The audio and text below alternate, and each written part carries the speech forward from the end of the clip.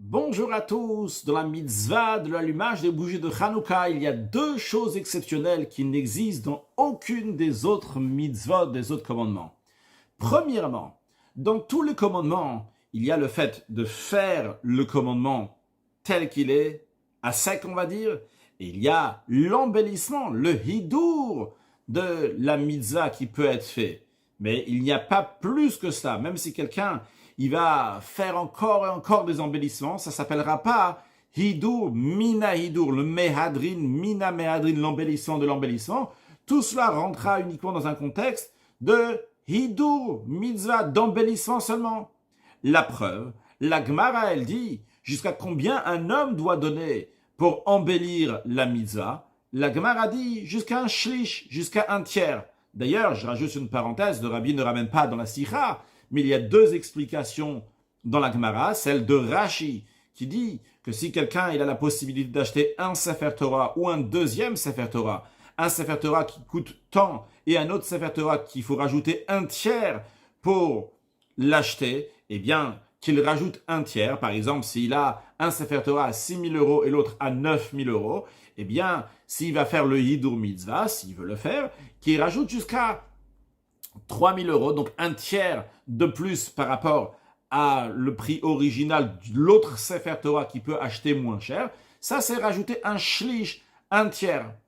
D'après Tosot, c'est si quelqu'un il a la possibilité d'acheter un etrog, donc le plus petit etrog, donc c'est qui a un kabeitza, qui a la taille d'un œuf, et que lui donc il veut acheter donc un etrog qui peut faire le hidour, il peut rajouter encore donc un tiers dessus. Et tout ça, la Gemara nous dit, ça sera sur son compte à lui. C'est ses propres dépenses de rajouter un shlish, un tiers dans la mitzvah. La Gemara dit plus que ça, c'est sur le compte de Dieu. Mais le principe qu'on en tire de ça, c'est que la personne, elle rajoute un tiers, quelle que soit la manière qu'on dit que c'est l'explication d'un tiers, ou bien que la personne elle rajoute plus qu'un tiers dans cette mitzvah, ça sera toujours appelé un hidur mitzvah, un embellissement de la mitzvah, qu'il en rajoute et en rajoute, ce sera appelé un embellissement.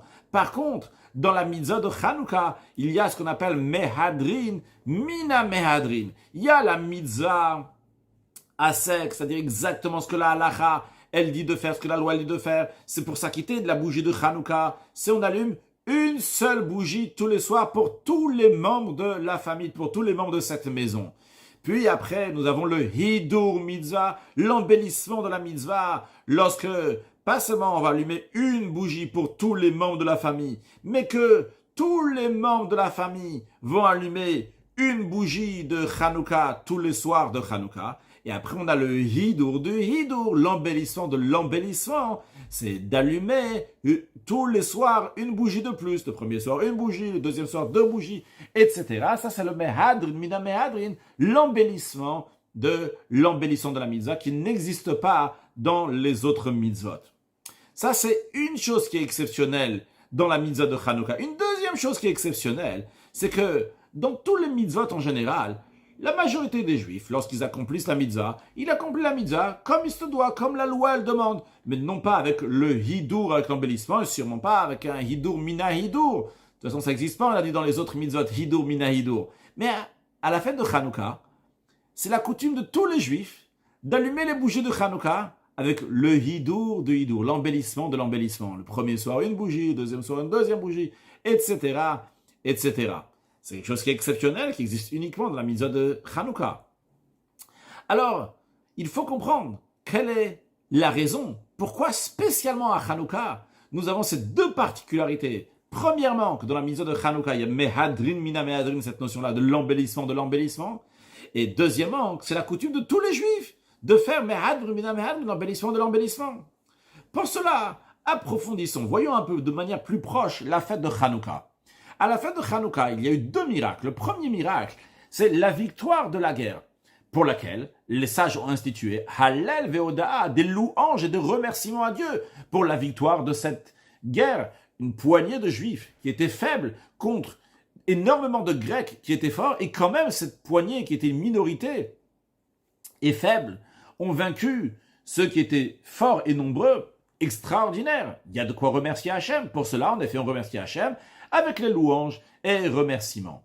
Il y a une deuxième chose qui s'est passée à la fête de Hanouka, c'est qu'après avoir vaincu les Grecs, on a cherché de l'huile d'olive pure pour allumer le candélabre. Et finalement, miraculeusement, on a trouvé une fiole d'huile d'olive qui suffisait pour allumer pour un seul jour. Cette fiole d'huile d'olive était scellée avec le sceau du grand prêtre, donc il prouve que cette huile qui était à l'intérieur de cette fiole était pure. Et avec cette huile pure, miraculeusement, on allumait pendant 8 jours à la place de un seul jour, le temps d'avoir à nouveau de l'huile qui est pure. Où est-ce qu'on retrouve le Mehadrin, Mina Mehadrin, l'embellissement de l'embellissement? Dans quel point, dans quel miracle de Hanouka? C'est non pas dans le miracle qui est lié avec le remerciement, les louanges à Dieu, mais le miracle qui est lié avec l'allumage des bougies de Hanouka, le miracle qui est lié avec la fiole d'huile d'olive. Quelle est la particularité du miracle de la fiole d'huile d'olive par rapport à tous les autres miracles, qui inclut aussi donc le miracle de la guerre contre les Grecs? Eh bien, pour cela, voyons qu'il y a 3 manières comment Hachem se comporte avec l'humanité, avec le monde. Premièrement, c'est ce qu'on appelle une nagativite, un comportement qui est naturel. Dieu se comporte avec le monde de manière naturelle. Et Dieu, il envoie donc la nature dans le monde. Quand on dit que Dieu l'envoie de la nature, c'est-à-dire un comportement naturel qui peut être très réussi, mais finalement, ça reste quand même une réussite qui est basée sur la nature. La réussite dans les règles de la nature, grande réussite, mais c'est quand même naturel. Ça, c'est une manière comment Hachem dirige le monde. Une deuxième manière comment Hachem dirige le monde, c'est un comportement miraculeux. Le miracle qui est au-delà de la nature. Et lorsqu'il s'agit de la victoire de la guerre de Hanouka, ça c'était lié avec un miracle qui est au-delà de la nature. Un comportement qui est ici, qui est miraculeux.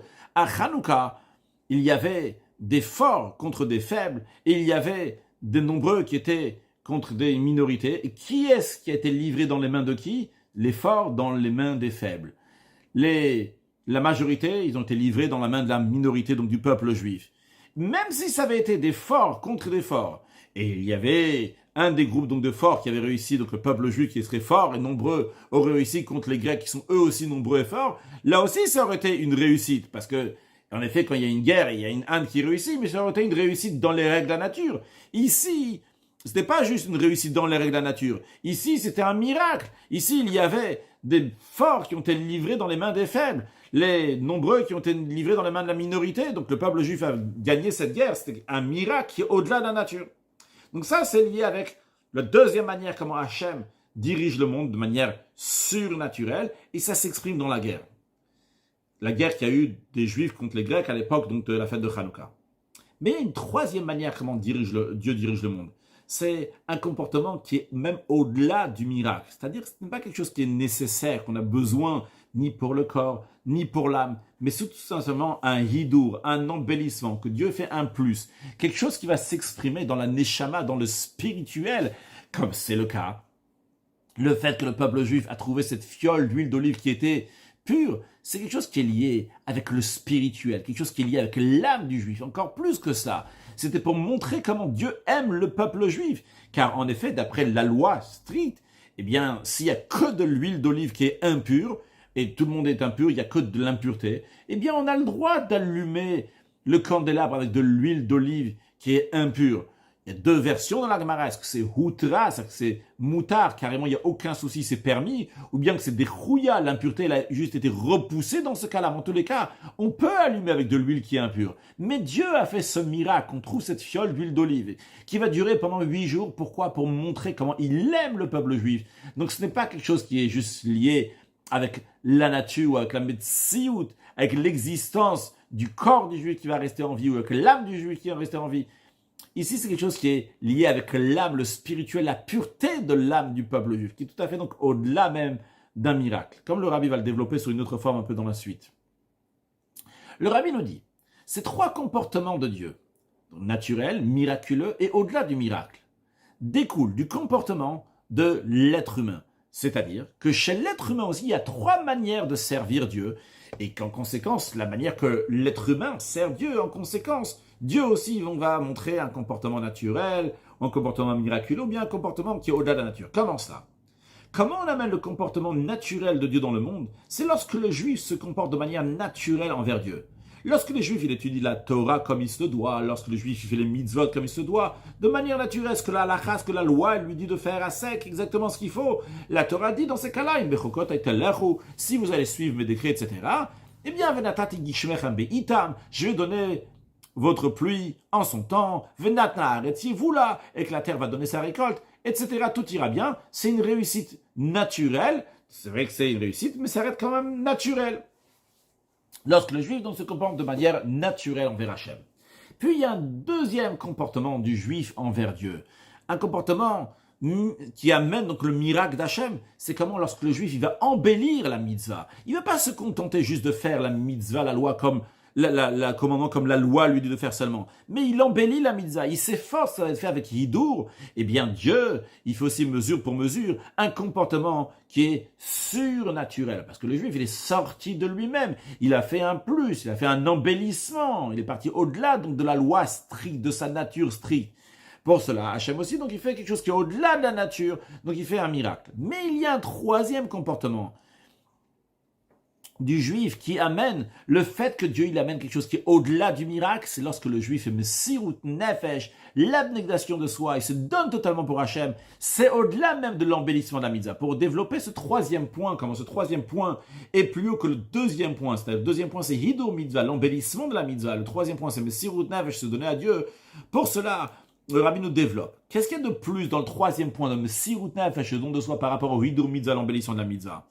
Lorsque quelqu'un embellit la mitzvah, donc le deuxième point, c'est-à-dire que la personne n'est pas en train de faire les choses parce qu'il est obligé de faire, mais il a un plaisir dans cela, et c'est la raison pour laquelle il fait cela avec plaisir, avec énergie, il met son plaisir dans cela, c'est pour ça qu'il essaye d'améliorer la mitzvah, bien qu'il n'est pas obligé de faire comme ça. Si on veut prendre l'exemple, on peut prendre l'exemple d'un serviteur qui accomplit l'ordre du roi. S'il n'a pas de plaisir, il n'a pas d'énergie dans cela, il fait juste parce que il faut faire la mitzvah, ok, la mitzvah, l'ordre du roi, il va faire ça comme il se doit, il ne va pas faire des efforts pour faire encore mieux. Pourquoi? Parce qu'il n'a pas de plaisir, il n'en a rien à faire, il fait parce qu'il est obligé de faire, donc il va faire comme ça et pas plus.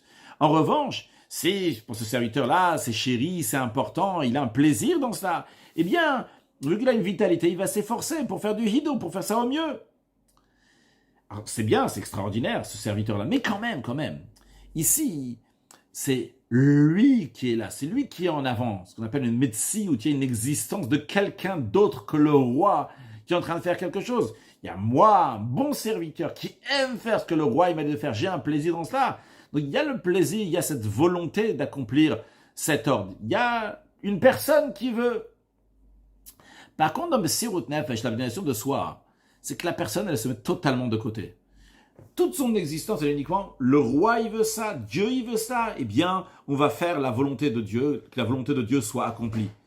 Ici, c'est pas important que c'est moi qui va être le penseur, moi qui va être le parleur, moi qui va être le fêteur, celui qui va faire.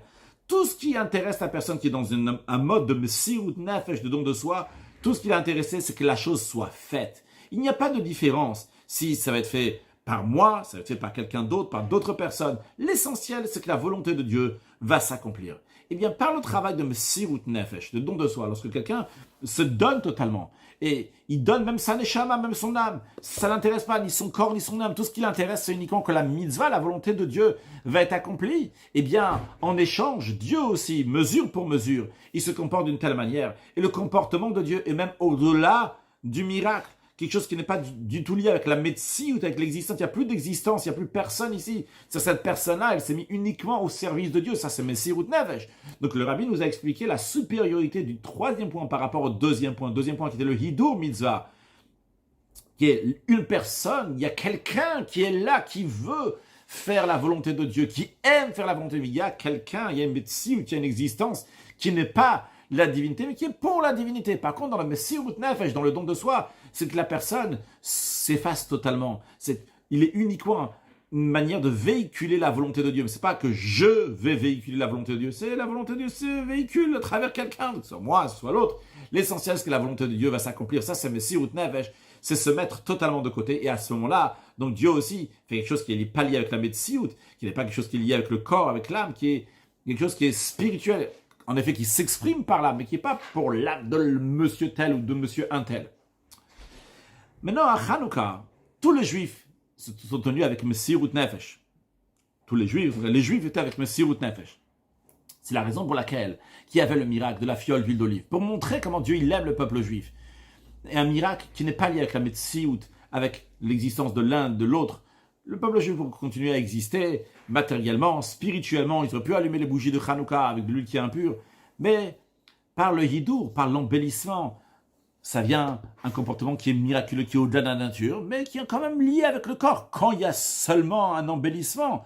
Mais par Messirut Nefesh des Juifs, que les Juifs sont totalement donnés à Dieu, eh bien le comportement de Dieu était de manière qu'il n'y a pas d'importance ici de Metsiout. On ne peut pas regarder faire des calculs ici. Est-ce que les Juifs ont besoin vraiment de l'huile d'olive? Ils n'ont pas besoin. Est-ce qu'ils peuvent s'en sortir autrement ou quoi que ce soit? Ils sont donnés pour Hachem. Bien, Hachem fait quelque chose qui est au-delà pour montrer l'affection du peuple juif. Ils vont trouver une fiole d'huile d'olive qui est pure. Ils vont pouvoir allumer le candélabre avec de l'huile d'olive qui est pure.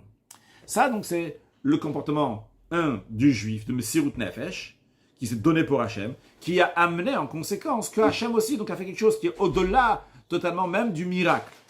En conséquence de cela, vu qu'Hachem s'est comporté d'une telle manière, eh bien, ça éveille aussi chez les Juifs un tel comportement de Messirut Nefesh. C'est une chaîne. Quand le Juif fait Messirut Nefesh, il fait que Dieu va amener quelque chose qui est au-delà même du miracle. Lorsque Dieu amène quelque chose qui est au-delà du miracle, ça amène aussi chez le Juif qui va éveiller sa Messirut Nefesh.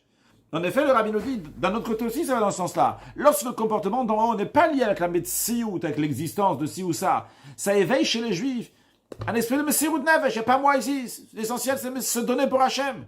Et Messirut Nefesh, le don de soi pour Hachem, c'est quelque chose qui se trouve chez tous les Juifs, même dans le plus simple des Juifs, quand ça l'imprègne, comme l'Admour Azakan il explique dans le Tanya. Chaque Juif, il a une parcelle de Dieu qui fait que cette parcelle de Dieu-là veut s'attacher avec Hachem de manière surnaturelle et incompréhensible. Ce qui n'est pas le cas dans l'étude de la Torah, dans la Tzedaka, mais le Messirut Nefesh, le don de soi, ça existe chez tous les Juifs. Alors Rabbi nous dit, c'est la raison pour laquelle, qu'à Hanouka, lorsque Dieu s'est comporté envers le peuple juif de manière qui est tout à fait surnaturelle, même au-delà du miracle, Akadosh Baruch Hu a envoyé de l'huile pure pour montrer qu'il aime le peuple juif. Pas pour qu'il puisse faire les mitzvot. Il aurait pu faire la mitzvah d'allumer avec de l'huile qui est impure, mais Dieu pour montrer l'affection qu'il a envers le peuple juif. Il a fait qu'ils ont trouvé cette fiole d'huile d'olive. Eh bien, ça éveillait chez le peuple juif Messirut Nefesh. Eh bien, chez le peuple juif, ça fait qu'il n'y a pas seulement le hidour. Ça fait quelque chose qui est au-delà du hidour. Au-delà du hidour, c'est quoi? C'est mehadrin mina mehadrin. L'embellissement de l'embellissement. Pas juste faire le mitzvot comme il faut. Pas juste faire behidour, mais mehadrin mina mehadrin. Qu'est-ce que ça représente l'idée de l'embellissement? C'est Messirut Nefesh. Sortir totalement. Non pas moi, il n'y a pas moi ici. Mais il y a uniquement Dieu qui est devant moi. Et c'est ce qui m'intéresse, c'est que la volonté de Dieu va s'accomplir. Et ça, ce qui s'exprime dans Mehadrin mina mehadrin, l'embellissement de l'embellissement. Et c'est la raison pour laquelle, que dans la bougie de Hanouka, il y a Mehadrin mina mehadrin, qui ne se trouve pas dans tous les autres mitzvot. Parce que toute la notion de Hanouka, c'est quoi? C'est Mehadrin mina mehadrin. Qu'est-ce que représente l'embellissement? L'embellissement, c'est une annulation totale, qui est la notion de Messirut Nefesh, le don de soi. Donc, ce que le Rabbi nous a expliqué, on comprend maintenant pourquoi à Hanouka, il y a ces deux particularités-là. Premièrement, Mehadrin mina mehadrin, l'embellissement de l'embellissement. Et deuxièmement, que tout le monde fait ça. Tous les Juifs font la mitzvah avec l'embellissement de l'embellissement. Pourquoi? Parce que le Rabbi nous a expliqué que toute la notion de Hanouka, c'est Messirut Nefesh. Les Juifs se sont donnés pour Hachem. Ils sont dépassés totalement. L'idée de Messirut Nefesh, c'est pas moi, même pas moi qui veux embellir la mitzvah. C'est que Dieu, la volonté de Dieu va se concrétiser. C'est ce que les Juifs ont dévoilé chez eux-mêmes à l'époque de Hanouka. Ce qui a amené en conséquence ce miracle qui est au-delà même d'un miracle, un comportement qui est au-delà du miracle, cette fiole d'huile d'olive, qui n'était pas pour qu'on puisse faire la mitzvah, parce que la mitzvah on aurait pu faire de toutes les manières. Eh bien, le fait que le juif s'est donné totalement pour Hachem, cette Messirut Nefesh, qui est un niveau qui est au-delà du hidour, eh bien, ça fait que, en conséquence, Dieu a fait ce miracle, mais en conséquence aussi, le peuple juif va se comporter envers Dieu de mehadrin, mina mehadrin, de manière surnaturelle. Donc, le peuple juif a fait le don de soi, ce qui amène mehadrin, mina mehadrin, et c'est lié avec tous les juifs, parce que Hachem aussi a fait un mehadrin, mina mehadrin, qu'il a donné de l'huile d'olive pure, alors qu'on aurait pu allumer la bougie de Hanouka avec d'autres d'huile d'olive. Qu'Hachem fasse qu'on va aller allumer la neshama qui est dans chacun de nous, dans chaque autre juif aussi, allumer les bougies, pas seulement allumer les bougies qui dans l'âme, mais aussi allumer que chacun va allumer les bougies de Hanouka, qu'on va s'occuper que dans toutes les maisons, dans tous les foyers juifs, il va y avoir Mehadun Mina Mehadrin, que tous les juifs vont dévoiler la Messirut Nefesh, le don de soi, et déjà tout simplement allumer les bougies de Hanouka qui vont exprimer cette Messirut Nefesh, et que très prochainement, on pourra allumer les bougies du candélabre dans le 3e temple reconstruit avec Mashiach Now. Joyeux Hanouka, une excellente journée.